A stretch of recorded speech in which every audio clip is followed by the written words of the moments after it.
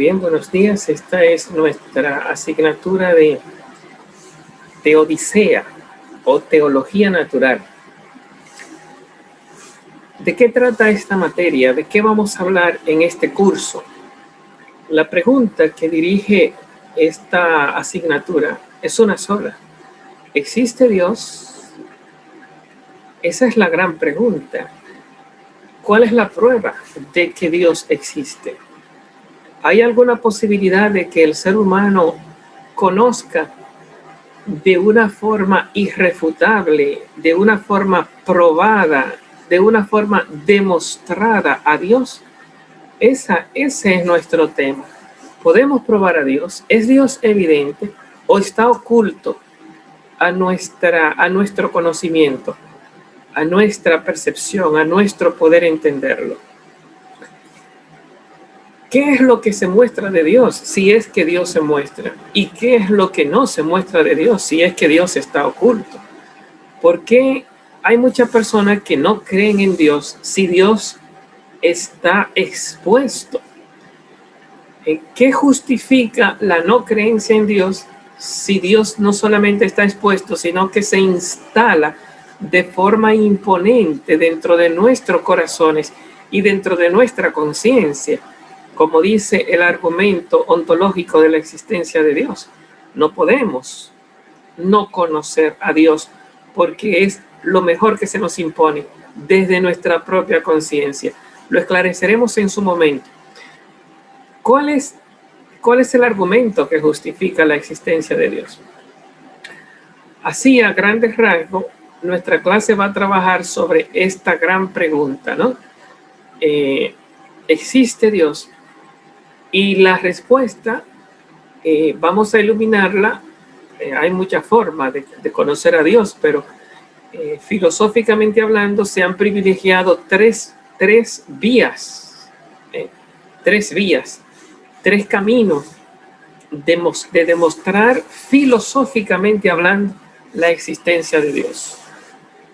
Una de ellas, que nos va a llevar la mayor parte de la clase, son las 5 vías de Santo Tomás de Aquino, que es contemplar la naturaleza. Es la actitud mística que practicó San Agustín, es la que practicaron nuestros santos en la Edad Media y que incluso antes que nuestros santos practicaron los filósofos antiguos, dígase Platón, el mismo Aristóteles a su manera.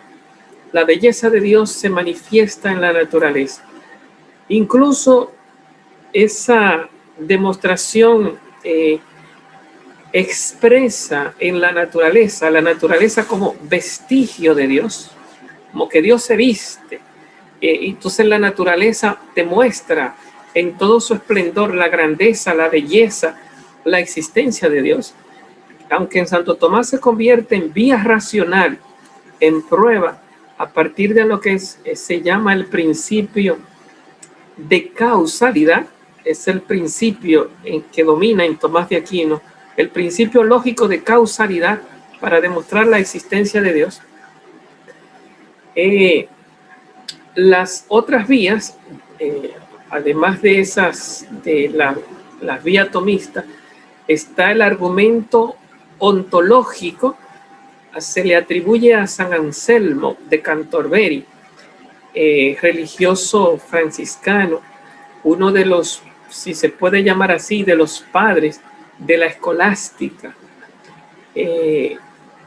San Anselmo de Cantorberi es otro de los grandes que estableció ese principio, ese concepto de la demostración de la existencia de Dios con el argumento ontológico, que ha recorrido mucha historia y lo encontramos con muchas matizaciones en René Descartes.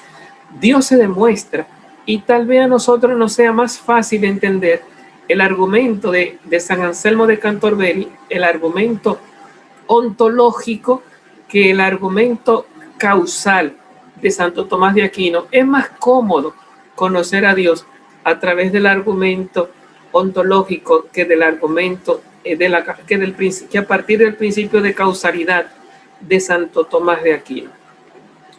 ¿De qué otra manera se ha demostrado a Dios en la filosofía? He dicho que hay tres grandes en filosofía, hay muchas, pero hay tres que tenemos que poner nuestra atención. Una de ellas, hemos dicho, es el argumento de la causalidad. Otro, el argumento ontológico. En estos días está muy de moda el argumento, no tiene nombre, yo le voy a llamar el argumento existencial, ¿verdad? A partir del existencialismo, el argumento existencial. Como dice el padre Ignacio Larrañaga, si existió la sed, primero existió la fuente.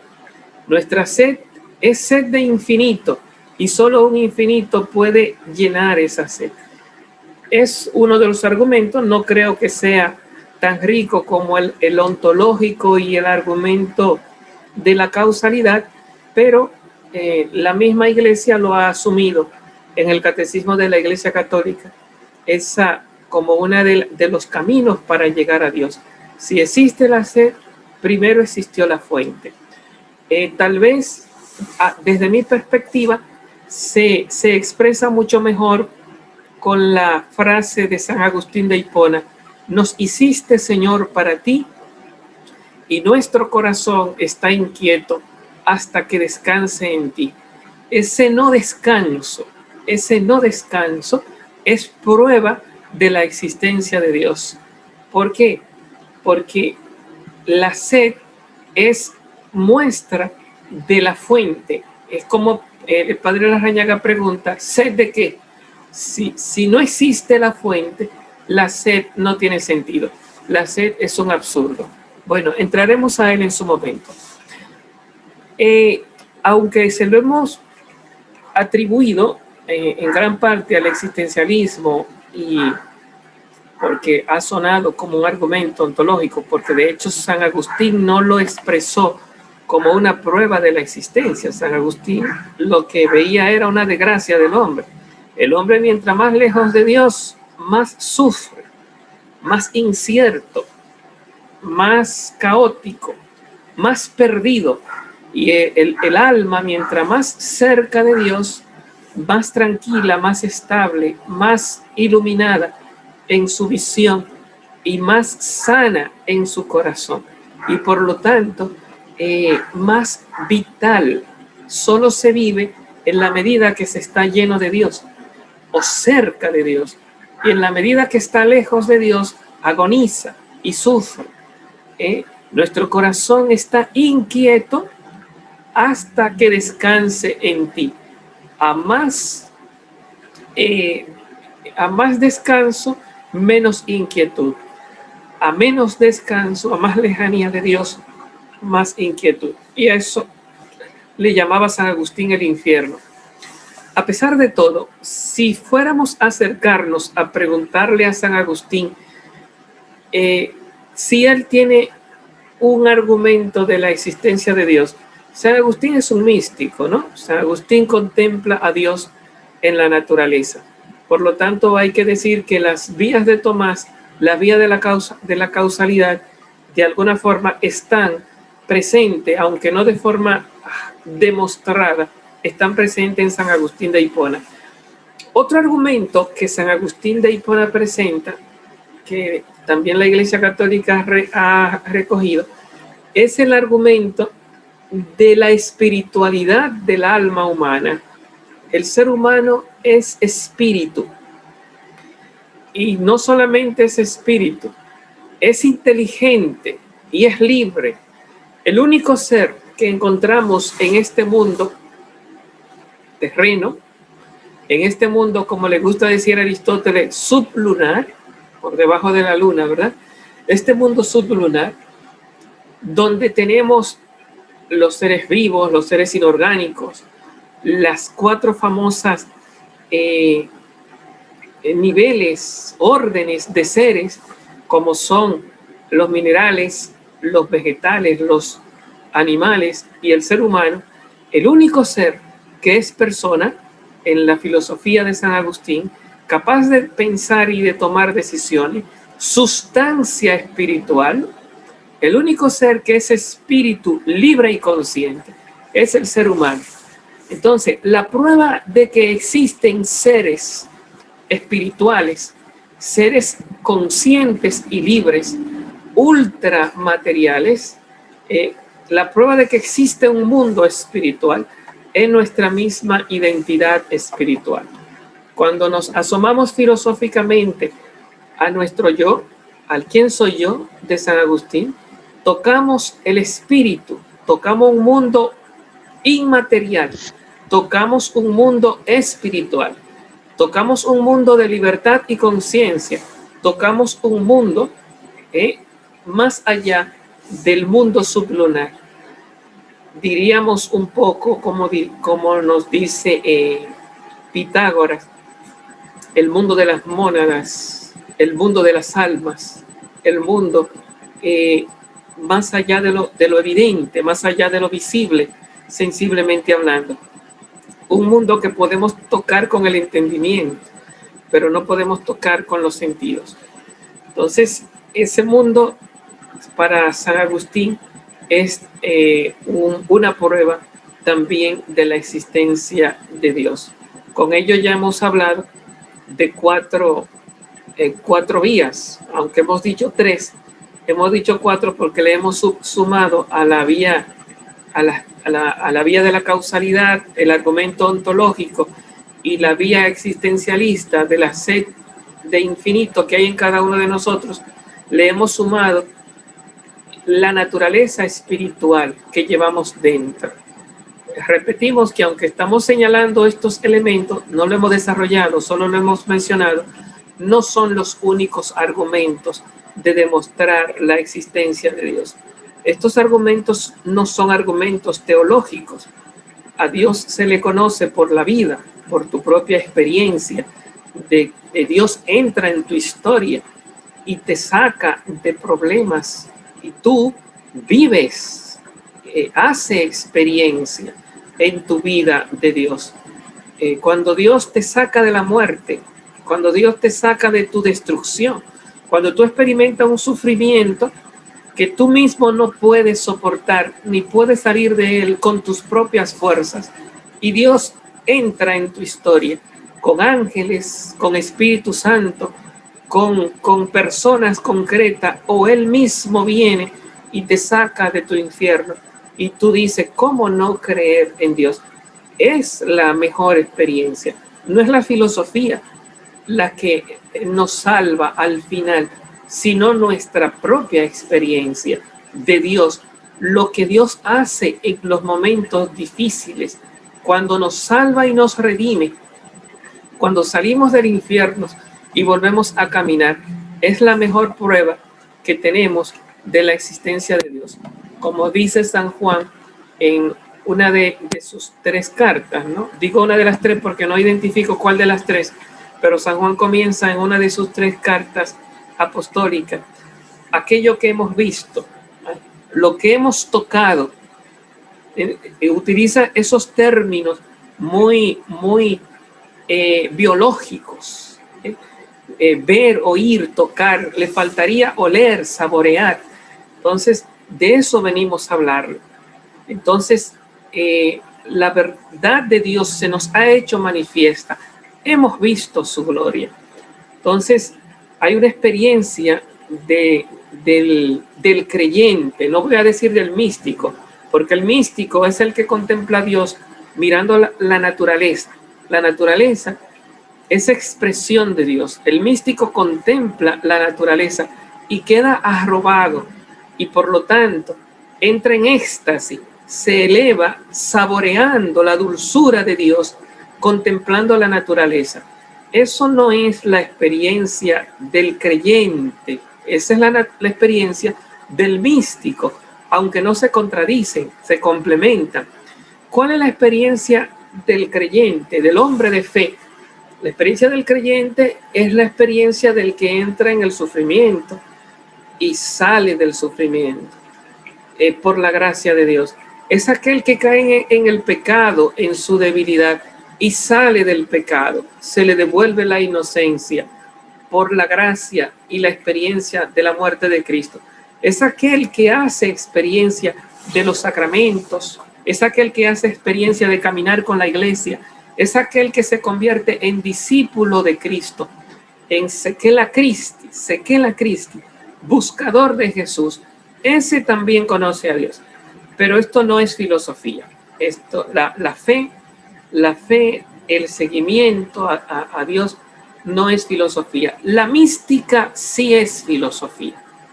La mística, el descubrir a Dios en la naturaleza, eso no es revelación sobrenatural.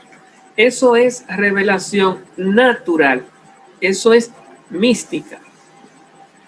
La misma Biblia, me encanta el libro de Job.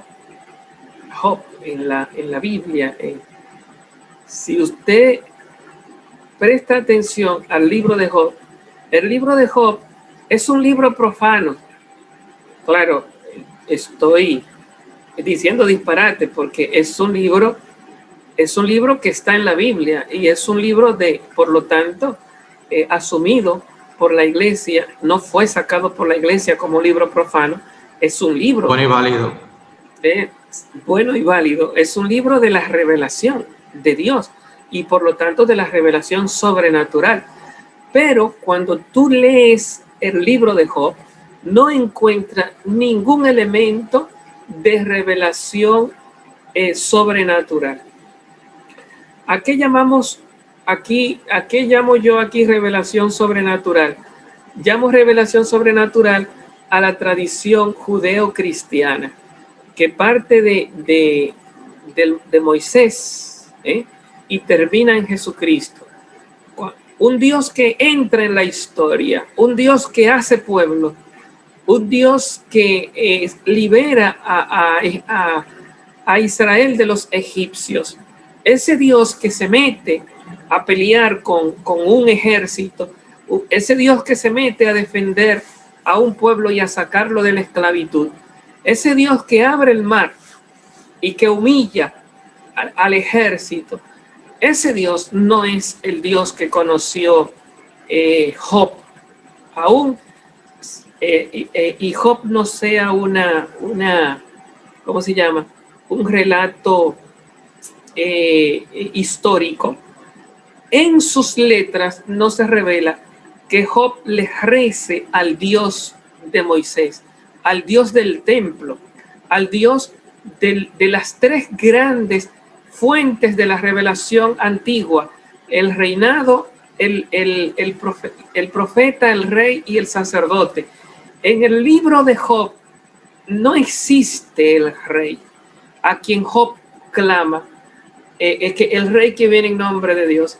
En el libro de Job no hay un profeta que viene a hablarle a Job, o Job va a buscar al profeta. ¿Para qué? Para que háblame, ¿qué Dios tiene que decirme? No existe el profeta en el libro de Job. Tampoco existe el sacerdote, que Job fue al templo y rezó o llevó una ofrenda a Dios. No, por eso el libro de Job es un libro profano, es la filosofía metida en la Biblia, es nuestra clase de hoy, metida en la Biblia. Nuestra clase ha sido elevada a revelación sobrenatural gracias al libro de Job. Una forma de decirlo: teología natural, no sobrenatural, sino teología natural. El Dios en el que Job cree es un Dios de la naturaleza, es un Dios místico. Al final, cuando Dios saca a Job de su infierno, ¿qué es lo que Dios le hace mirar a Job? Job no dice: recuerda a mi amigo Abraham, la promesa que hiciste a Isaac, recuerda cómo trataste a nuestro padre. Eso no existe. ¿Qué es lo que Dios le dice a Job? Mira los árboles, mira las plantas, mira las mariposas, al burro, al caballo, al gato, mira el viento, mira el mar. Eso es mística, eso es naturaleza, eso es filosofía. Dios saca a Job de su infierno con la sola contemplación de la naturaleza. Eso justifica incluso a aquel discurso de Pablo cuando llega a Atenas. Recuerden que Atenas es la capital de la ciudad intelectual. No existía nación más inteligente que Grecia en el mundo antiguo. Roma era guerrera. ¿Cómo se llama? El pueblo que venció Atenas, que venció Grecia. Donde encontramos a Darío y a los persas. Los persas. Bueno. Los persas tampoco eran un pueblo religioso, también eran un pueblo guerrero. Roma es disciplina y ley. Los persas son guerra. El otro pueblo que siempre sometió y humilló fueron los asirios, ¿verdad? También eran pueblos guerreros. ¿A quién encontramos como élite intelectual, como élite de reflexión en el antiguo mundo? Grecia. Grecia es la cuna del pensamiento y en ella encontramos a Atenas, la ciudad de los grandes pensadores. Cuando San Pablo llega a Atenas, ciudad de los grandes intelectuales, y comienza a contemplar sus dioses y llama al pueblo a escucharle, al Areópago, San Pablo le dice, entre las distintas cosas que él expresa, hablándole allí del Dios desconocido, le expresa aquello de que han preferido adorar a las criaturas en vez de al Creador. Y dice aquella palabra, porque lo invisible de Dios está expuesto a la naturaleza. Por eso ustedes no tienen excusa, porque teniendo a Dios de frente a ustedes, no lo adoraron como Dios, prefirieron a las criaturas. Y tú preguntas, ¿tuvieron profetas? ¿Tuvieron enviados? ¿Tuvieron sacerdotes? ¿Por qué San Pablo entonces los acusa? Porque eran inteligentes y tenían la capacidad de la contemplación, de la observación del orden místico que hay en la naturaleza. Bueno, lo que justifica a Job es el credo que justifica el discurso de Pablo ante los griegos. No es la revelación sobrenatural, es la revelación natural. Basta y sobra ser inteligente de frente a la naturaleza que se nos ha dado para uno sintonizar con la maravilla, con la grandeza de Dios. Bueno, entonces ahí hemos señalado varios argumentos. En ese que hablamos del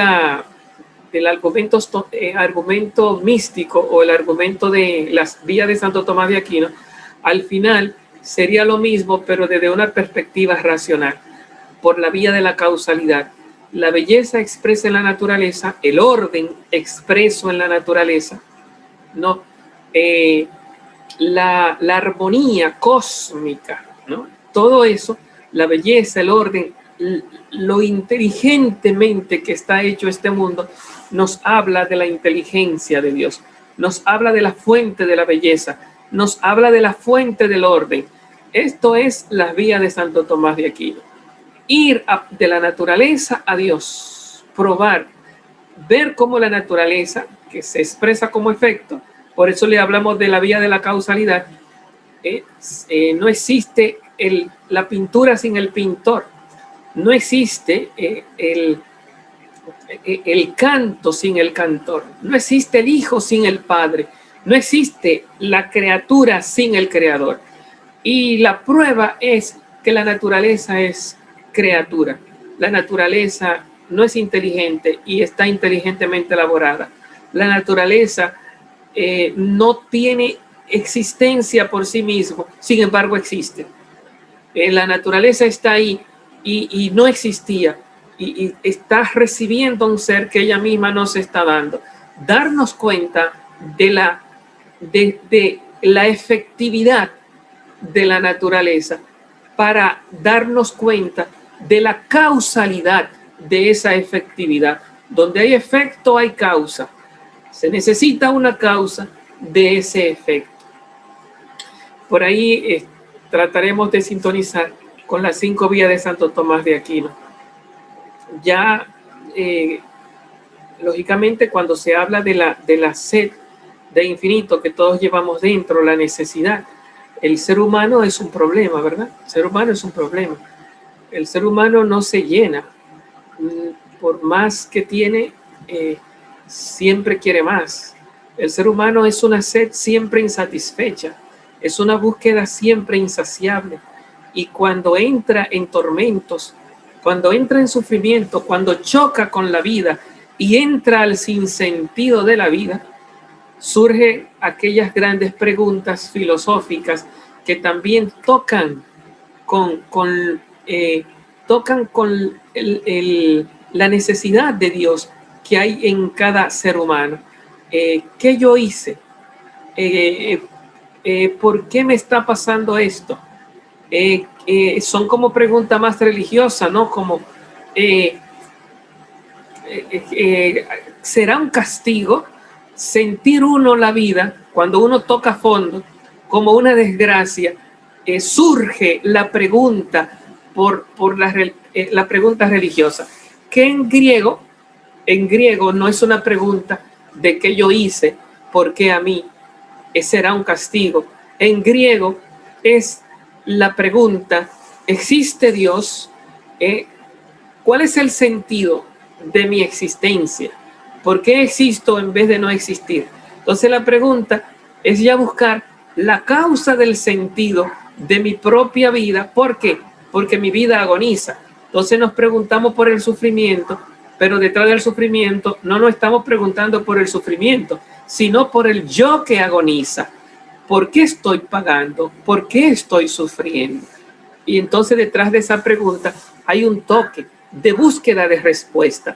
Como diría Albert Camus, un lanzamiento a la pregunta, al universo, a Dios, Entonces, esa es aunque no se le llama así, el argumento existencial. Digo yo existencial porque no encuentro una mejor palabra para expresarlo. Los existencialistas son los que nos han mostrado a un ser humano que toca fondo, que entra en el sinsentido, que entra en lo que se llama la angustia espiritual, en el sentir su vida como una miseria y una desgracia. Cuando tú tocas tu miseria, cuando entra en la angustia existencial, cuando pierdes el sentido de la vida, cuando está al borde del suicidio, entonces tu mirada o se entierra a la muerte, a la nada, y se pierde, o se abre buscando una explicación. Y en ese sentido, se abre a un infinito, a un ser eterno, aún y sea de forma implícita, se abre a un ser eterno buscando una explicación.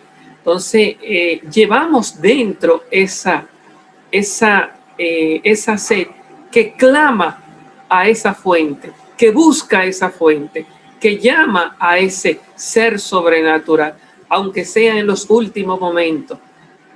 Llevamos a Dios sembrado en lo más profundo de nuestra vida, como la última respuesta ante las últimas y primeras preguntas de nuestra existencia. Bien, el tiempo se nos está agotando. Como vamos a entrar, vamos a asumir la pregunta en la próxima entrada. Hemos visto en esta primera sección, como parte introductoria, que la gran pregunta de nuestra clase es: ¿existe Dios?